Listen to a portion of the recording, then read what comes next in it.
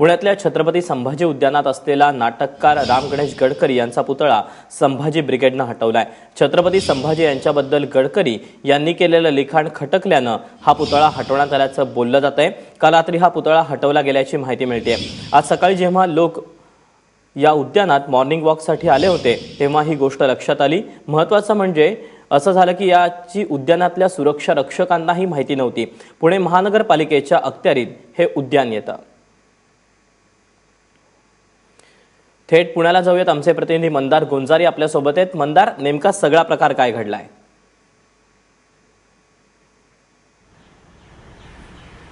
दीपक, पुण्यातील जंगली महाराज रस्त्यावरती मध्य ठिकाणी असलेल्या या छत्रपती संभाजी उद्यानामध्ये अगदी मधोमध हा राम गणेश गडकरींचा पुतळा होता असं आपल्याला म्हणावं लागेल, कारण आपण इथं बघतो आहोत की चबुतऱ्यावरून हा पुतळा गायब आहे।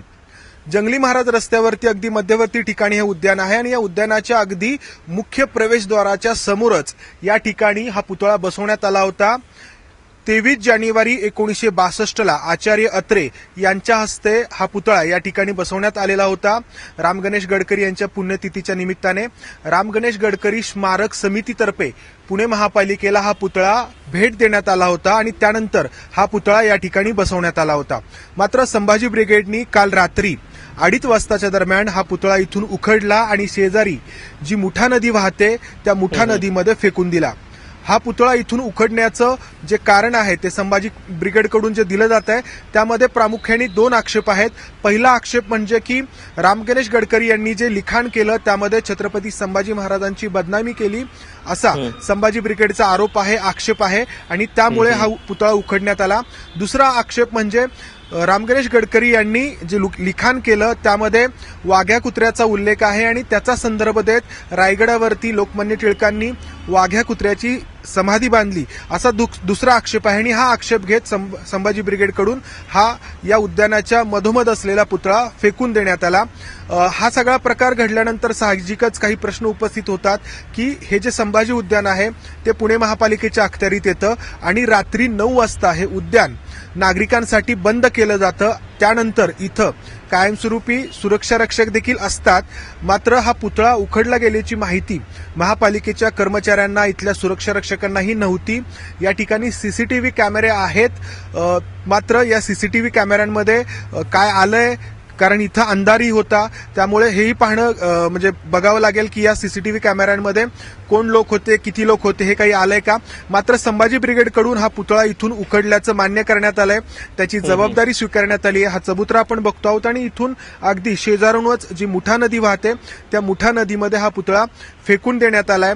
पुणे महापालिकेच्या अखत्यारीत येणाऱ्या उद्यानामध्ये सुरक्षा रक्षक होत असतात असं सांगितलं जातं। मात्र हा प्रकार घडला त्यावेळी इथं होते का हा प्रश्न उपस्थित होतो।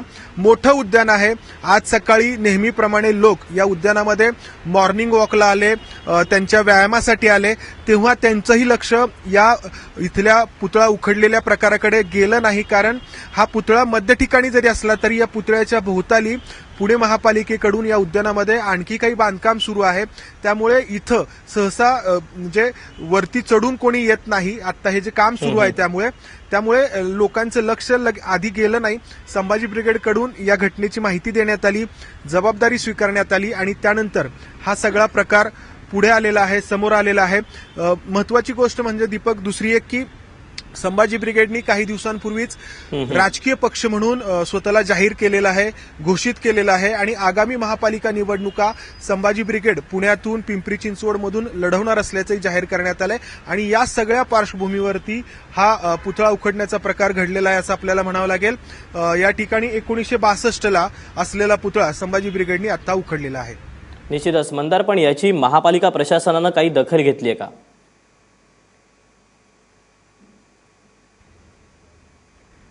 दीपक, खरं तर महापालिका प्रशासनाला याची कोणतीही माहिती नाही। हा प्रकार जेव्हा घडला, आम्ही जेव्हा इथं आलो तेव्हा इथं कोणीही नव्हतं।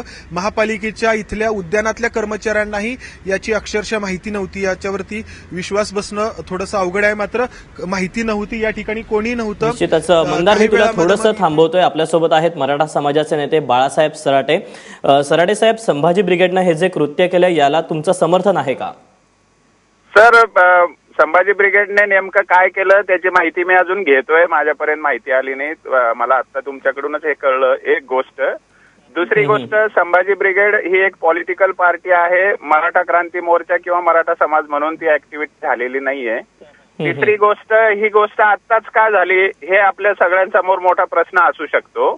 त्याच्यामध्ये 2-3 कारणं आपण लक्षात घ्यावी की शिवस्मारकाचं जे उद्घाटन झालेलं आहे मोठ्या थाटामध्ये, तर त्या शिवस्मारकाला पुतळे बसून काय उपयोग, अशा कॉमेंट्स राज ठाकरे वगैरे व्यक्तींकडून आलेल्या आहेत आणि खिजवण्याचा एक प्रयत्न झालेला आहे. मग माझं म्हणणं असं आहे की जर राज ठाकरे साहेबांना पुतळे बसवण्याचं समाधान नसेल तर मग संभाजी ब्रिगेडने राज ठाकरे साहेबांचंच काम केलेलं आहे असं म्हणावं लागेल. दुसरा एक मुद्दा अजून असा आहे की हे सरकार मराठा समाजाला खिजवण्याचा प्रयत्न करते, चिडवण्याचा प्रयत्न करते, अशी आजची परिस्थिती आहे. एक म्हणजे त्यांनी आता जे ओबीसी मंत्रालय करून मराठा समाजाला राजकीय शह देण्याचा प्रयत्न केला आणि अजून उद्या परवा तिथे मुंबईत एक कृतज्ञता सोहळा अजून ओबीसी साठी ते आयोजित करतायत. मराठा समाजामध्ये याविषयी चीड याच्यासाठी आहे की आम्ही आरक्षणासाठी मरतोय, भांडतोय, मागणी करतोय आणि आम्हाला एंटरटेन न करता आरक्षण न देता तुम्ही आम्हाला अजून चिडवता आहात. पण बाळासाहेबजी, तुम्ही हे जे सगळे मुद्दे मांडताय, या सगळ्या मुद्द्यांचा या पुतळा हटवण्याशी अर्थार्थी काय संबंध आहे? संबंध याच्यासाठी आहे की सामूहिक भावना ज्या बाजूने जाते त्या गोष्टीला हवा देण्याचं काम पॉलिटिकल पार्टीज करत असतात.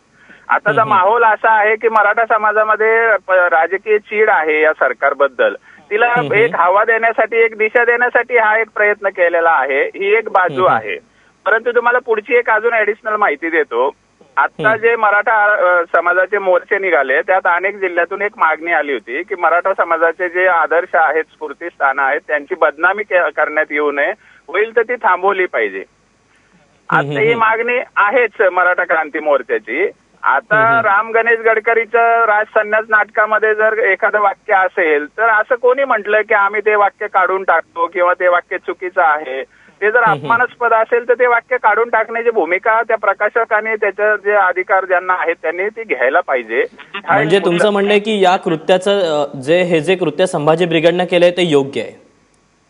मी असं म्हणालेलो नाही. मी राजकीय दृष्ट्या केलेले कृत्य जर बेकायदेशीर असेल तर त्याला समर्थन मराठा समाज कधीही देणार नाही. मराठा समाज बेकायदेशीर कृत्याच्या विरुद्ध आहे. पण तुम्ही हे का घडतंय याची जर पार्श्वभूमी समजून घेऊन त्याला जर सामोपचाराने, संवादाने जर मार्ग काढले तरच याच्यातून उत्तर सापडू शकतं ना सर. निश्चितच. बाळासाहेबजी, खूप खूप धन्यवाद तुम्ही दिलेल्या सगळ्या सविस्तर माहितीबद्दल, दिलेल्या प्रतिक्रियेबद्दल. यानंतर पुण्याला जाऊयात. पुन्हा एकदा आमचे प्रतिनिधी मंदार गोंजारी आपल्यासोबत आहेत आणि मंदार सोबत आता आहेत संभाजी ब्रिगेडचे नेते. मंदार,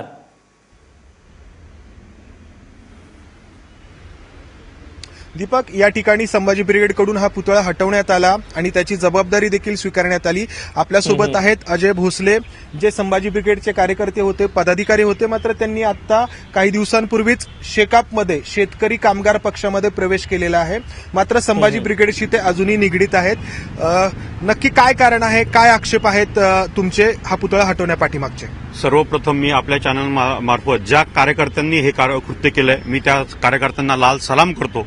ह्याचं कारण असं आहे की खरा इतिहास मराठा सेवा संघ संभाजी ब्रिगेडने गेले अनेक वर्ष जगापुढे समोर आणण्याचं काम केलेलं आहे आणि जे साहित्य समोर आणलं त्या साहित्याचा अभ्यास करून ह्या मुलांनी ही कारवाई केली. पण हा जो पुतळा आहे तो 1962ला या ठिकाणी बसवण्यात आला होता. मग तो आत्ता हटवण्याचं काय कारण आहे?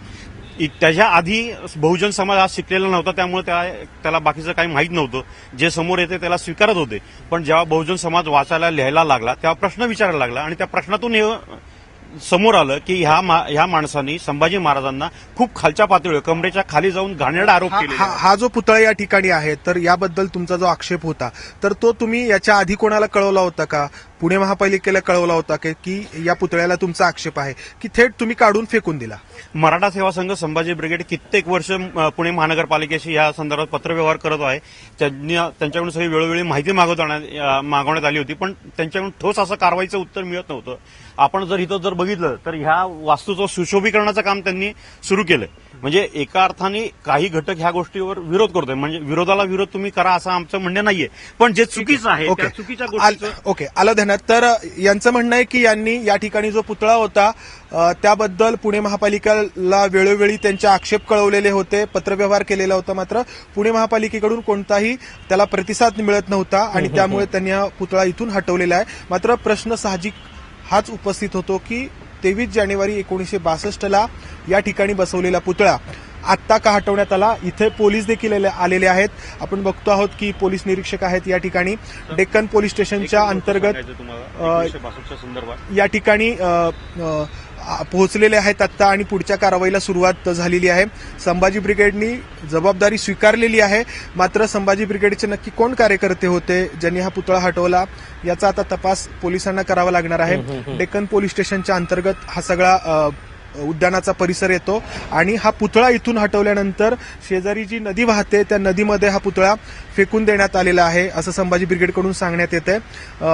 पुणे महापालिकेचं यावरती काय म्हणणं आहे, महापौरांची काय भूमिका आहे, वेगवेगळ्या काय राजकीय पक्षांची काय भूमिका आहे हे देखील आज आपण दिवसभरामध्ये आपल्याला पाहावं लागणार आहे, कारण आगामी पुणे महापालिकेच्या निवडणुकीची पार्श्वभूमी या सगळ्या प्रकाराला आहे. दीपक, निश्चितच. त्यामुळे संभाजी ब्रिगेडनं हे जे सगळं कृत्य केलेलं आहे त्या सगळ्या कृत्याचे परिणाम आज दिवसभर खरं तर पुण्यामध्ये घडताना आपल्याला पाहायला मिळू शकतील.